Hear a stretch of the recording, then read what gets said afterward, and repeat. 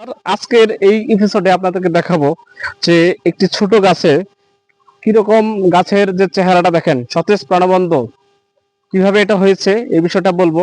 কিরকম ফল আসে গাছের গোড়া থেকে সেটাও দেখাবো। এই দেখেন আপনারা, এই যে দেখেন গাছের গোড়া থেকে একটু নিচে নিচে করো, নিচে করে দেখাও দেখাও। এই যে দেখেন কত বড় বড় থাই জাতের একটি লটকনের জাত গাছের গোড়া থেকে কিভাবে ধরছে। ঠিক আছে, তো আমরা এই বর্ষার শেষের দিকে আসলেও যত্ন করি, যদিও সেই সময়টা আমরা একটু সুযোগ কম পাই।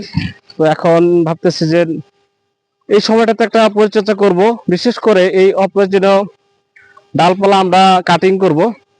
যে এখন যদি প্রুনিং করে দেই পরবর্তী বছরে আমাদের সেই কাঙ্ক্ষিত ফলটা পাবো। এদিকে এদিকে ধরো। তো এই যে ফলটা দেখেন, আমরা কিন্তু গত বছর এই ছোট ছোট ডালগুলো কেটে দিছিলাম, তো এবারও আমরা ডালগুলো কেটে দেব। বিশেষ করে যে ছোট ছোট ডালগুলা, এই যে ফলের আকারটা দেখছেন খুবই সুন্দর। তো এরকম যারা ফল নিতে চান, যারা গাছ কাটতে চান, তারা অবশ্যই আমাদের সাথে যোগাযোগ করলে আমরা কাঙ্ক্ষিত মানের সেই ভ্যারাইটিটা দিতে পারবো। শুধু এটা না, আমরা এই পাশে প্রত্যেকটা গাছ, যে গাছগুলো দেখবেন প্রত্যেকটা গাছেই দেখবেন যে এরকম কাঙ্ক্ষিত ফল। একটু নিচে করে দেখাও, দেখো এই যে দেখো এই গাছের গোড়া, এই মাটির 4 ইঞ্চি উপর থেকে, 4 আঙ্গুল উপর থেকে দেখো কি ফলের আকার। মাশাআল্লাহ, অনেক সুন্দর কিন্তু ফল। এই ফলটা কিন্তু একদিনে হয় নাই, অনেক দীর্ঘ ত্যাগ তিতিক্ষা পরিশ্রমের পরেই এরকম কাঙ্ক্ষিত ফল পাওয়া সম্ভব।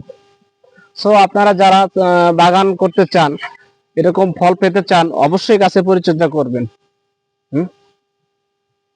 সো এই যে ফল পেতে হলে কি করতে হবে, আপনাদের সুষম মাত্রায় সার প্রয়োগ করতে হবে আর দানাদার বিষ প্রয়োগ করতে হবে। কারণ এই যে লটকনের পাতা কিন্তু খেয়ে দেয়। আমি দেখাইতে পারবো যে এই দেখেন, এই যে ছিদ্র করে দিছে, এটা কিন্তু পুরো পাতাটা ঝিঝা করে দিবে। এটা যখন দেখা দিবে তখন কি করতে হবে আমাদেরকে, এই যেটা দেখাও, দানাদার বিষ স্প্রে করতে হবে। আর ফল আসার শুরুর দিকে পিজিআর দিতে হয়, বোরন দিতে হয়, তারপরে ছত্রাকনাশক দিতে হয়। ফল আসার পর দিয়ে একটা স্প্রে দিলেই ভালো একটা কাঙ্ক্ষিত ফল পাওয়া যায়।